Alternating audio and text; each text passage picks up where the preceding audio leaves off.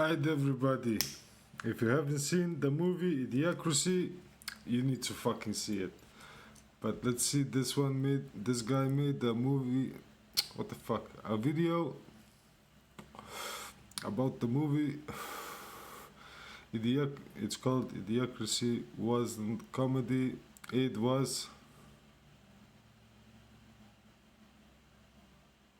What the fuck is it? I don't know, bro. The year is 2006. Mike Judge releases a film about a soldier who wakes up 500 years in the future. He finds a world where humanity has devolved into drooling, corporate-branded morons. At the time, we laughed. It was dismissed as a crude, forgettable stoner comedy. Critics hated it. The studio buried it. But looking back from the vantage point of today, Mike Judge didn't write a satire. He wrote a prophecy. And the scariest part isn't that society got dumber. It's that Judge was supposed to be 500 years early. But looking at the state of the world right now, he might have been right on time. This is the story of how a box office bomb became the most accidental documentary of the 21st century. And 25 bizarre facts about the movie that are almost as crazy as the plot itself. To understand why this warning was ignored, we have to look at the crime scene. And make no mistake, the release of Idiocracy was a crime. In Hollywood, when a studio spends $30 million on a movie, they usually want people to see it. They buy billboards, they run trailers, they send stars on press tours. But 20th Century Fox did none of that. In fact, they did the exact opposite. They actively hid the movie from the public. There were no trailers, no press kits, no screenings for critics. They dumped it into a measly 130 theaters, mostly in Texas, over Labor Day weekend. That is the cinematic equivalent of taking your product and burying it in a hole in the desert. The result was a total financial bloodbath. The movie grossed less than $500,000. For context, that is less money than Paul Blart Mall Cop made in a single afternoon. So why did Fox burn their own money? Fear. According to Terry Crews, who played President Camacho, the studio was terrified of the advertiser. The movie paints corporations like Starbucks, Carl's Jr., and Costco as the villains who helped destroy civilization. Fox executives looked at the test screenings, saw a movie that insulted their biggest partners, and hit the panic button. They decided it was safer to lose $30 million than to offend a coffee chain. They treated Idiocracy like a dirty secret. But you can't bury a prophecy forever, because while the executives were trying to kill the film, the real world was busy catching up to it. But the reason Idiocracy has... Honestly, Idiocracy, it's so fucking weird. That fucking movie, if it really got publicized correct and all of that, bruh, that movie would be making billions still today, bruh.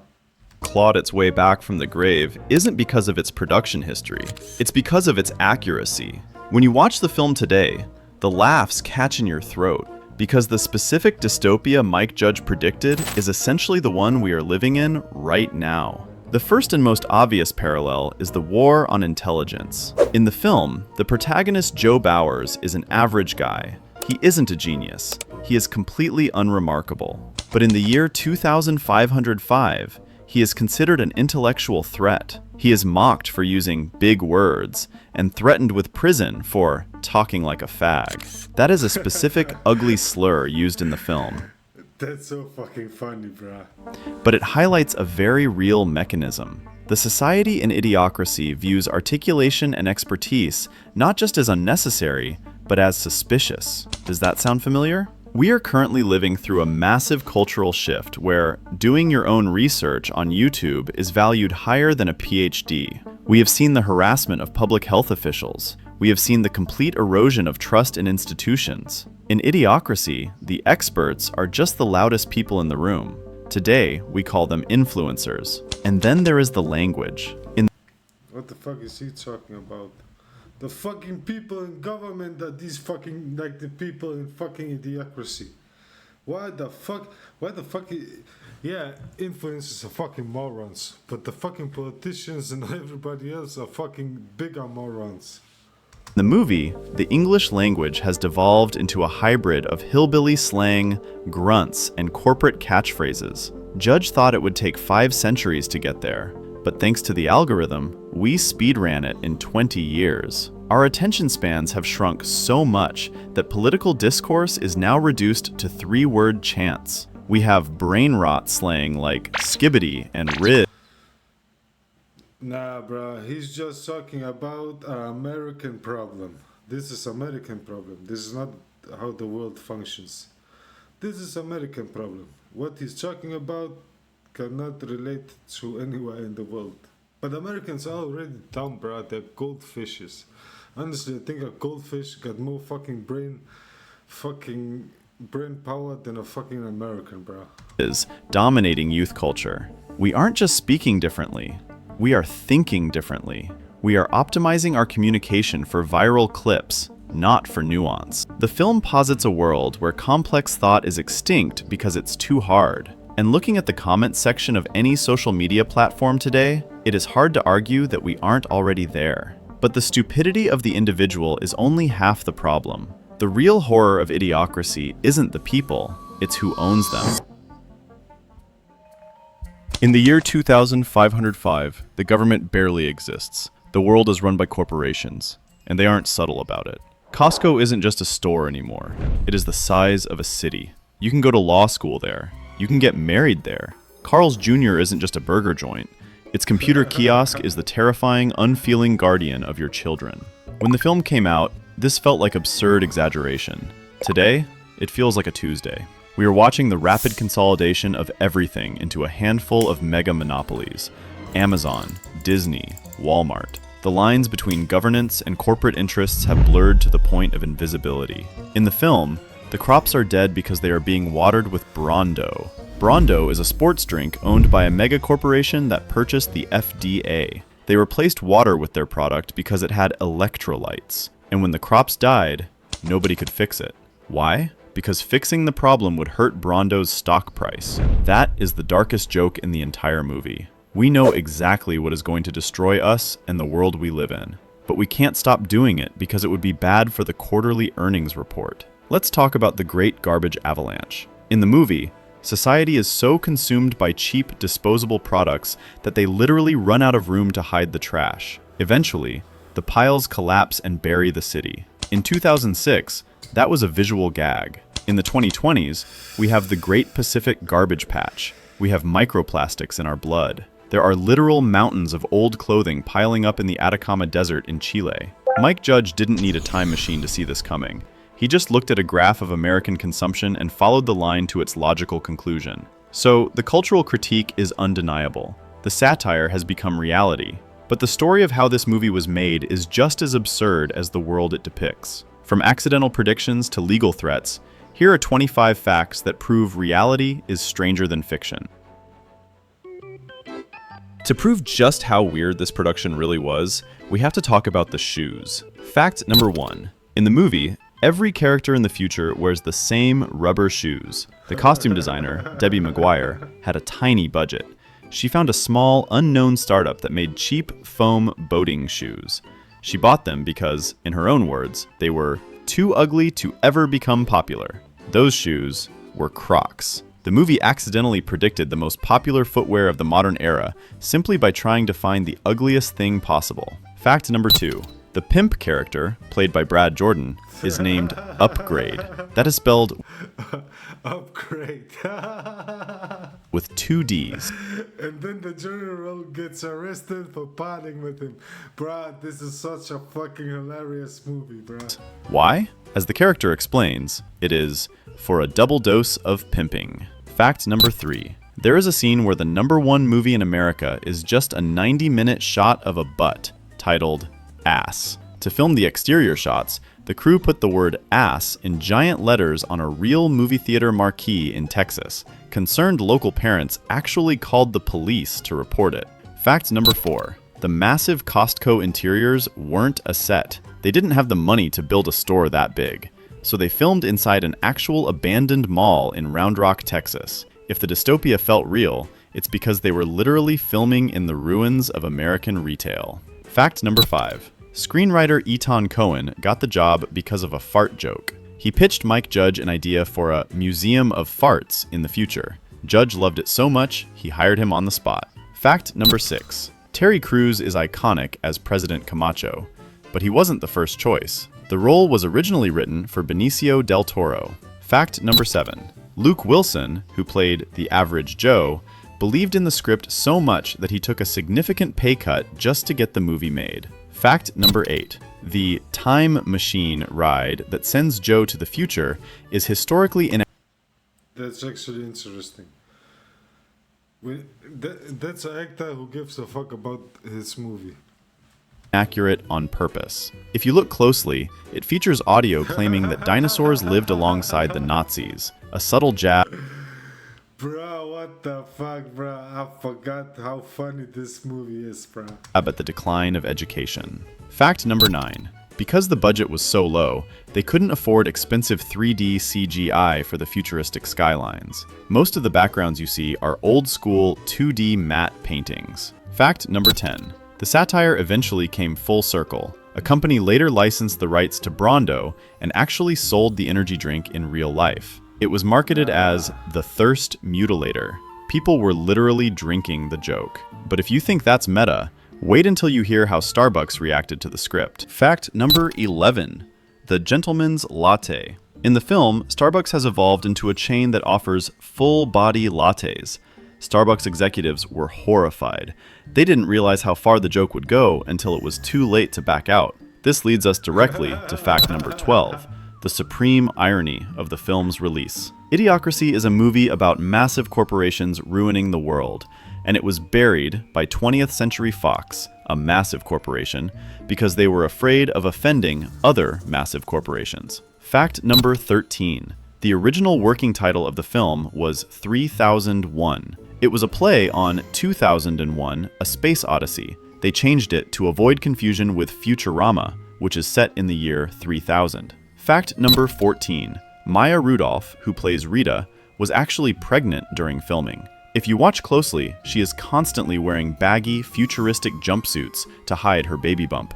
Fact number 15. The production had a weird problem with the weather. The story takes place during a catastrophic drought where nothing grows. But while they were filming in Texas, it rained constantly. The grass kept turning green. The crew literally had to pour eco-safe dye and sand onto the grass to make it look dead enough for the apocalypse. Fact number 16. The news anchors in the future speak with a slight melody. He tried taking water from toilets, but it's secretary not sure who finds himself in the toilet now. Mike Judge directed them to use an auto-tuned cadence. He predicted that auto-tune would bleed from pop music into the way people actually spoke. Fact number 17. The script originally tracked the gradual rebranding of the restaurant chain. Honestly, it made a great fucking movie. Honestly, it's a fucking great movie for 30 million and fucking no backing from bruh. Honestly, it's a fucking great movie. Fuddruckers. It started as Fuddruckers, then Fudbuckers, and eventually evolved into a name that I literally cannot say on YouTube without getting demonetized. Let's just say it rhymes with butt truckers. Fact number 18. Mike Judge loves hiding jokes in the background. If you look at the microphones on the desks in the Senate scenes, they are shaped explicitly like phallic objects, a subtle nod to exactly how the government is treating its citizens. Fact number 19. Mike Judge isn't just the director, he has a cameo. He provides the uncredited voice for Vato, the couch potato lawyer who defends Joe in court. You're my lawyer? Fact number 20. History repeats itself. Office Space was also a box office failure that became a cult classic on DVD. Idiocracy followed the exact same path, finding its audience almost exclusively through rentals and word of mouth. But while Office Space was about hating your job, Idiocracy was about hating your future. And the final 5 facts reveal just how close we came to seeing even more of this world. Fact number 21. In the movie, the History Channel has devolved into the Hitler Channel. It plays nothing but clips of violence and war without any context. Considering the current state of cable documentaries, this might be the most accurate prediction in the entire film. Fact number 22. Despite the studio's fear, The production actually got legal permission from Costco, Starbucks, and H&R Block to use their logos. The companies apparently thought it would be good publicity. They didn't That's wild. That's fucking wild. realize they were being cast as the villains until they saw the final cut. Fact number 23. Ah, bruh. He fucked them, bruh. Reality almost merged with fiction in 2016. There were serious talks to have Terry Crews reprise his role as President Camacho for a series of anti-Trump campaign ads. They were eventually scrapped, but the fact that a fictional wrestler president felt like a viable political commentator says everything you need to know about the current timeline. Fact number 24. The barcode tattoo. In the film, everyone pays for things by scanning a barcode on their wrist. At the time, this was sci-fi. Today, with the rise of microchip implants and digital ID wallets, it is just another tech trend on the horizon. And finally, fact number 25. The darkest secret of all. There was a deleted backstory that explained why everyone in the future is so dumb. In the theatrical cut, it just happens naturally through evolution. But in an earlier draft, Judge explained that the smart people didn't just die out. They were hunted. The society had become so anti-intellectual that intelligence was treated as a crime punishable by death. Judge cut it because he thought it was too dark for a comedy. But looking at it now, it might have been the most realistic part. So, where does that leave us? 20 years ago, we Honestly, he should have included that part. laughed at Idiocracy because it felt like a distant, impossible nightmare. We laughed because we thought we were smarter than the people on the screen. But today, the laughter is different. It's nervous. It's uncomfortable. Mike Judge was asked recently about his accidental prophecy. He said, "I'm no prophet. I was off by 490 years." He thought this wouldn't happen. He's a comedian, honestly. But honestly, this is America. In America, it's like that. I wouldn't say it's representative of the rest of the world. Happened for centuries, but we did it in 2 decades. The film ends with a shred of hope. Joe Bowers saves the world simply by using his brain. But in the real world, the credits haven't rolled yet. And looking at the algorithms, the politicians, and the garbage piles, you have to ask yourself one question. Are we still the audience watching the movie, or are we already the extras in the background? If you liked this video, please subscribe to support our channel. Thank you, and we hope to see you again. I don't know. He made a good observation of the American. 1763. What the fuck is this? What is this? American Revolution. Yeah, sure. We're gonna see that next time. Let's just.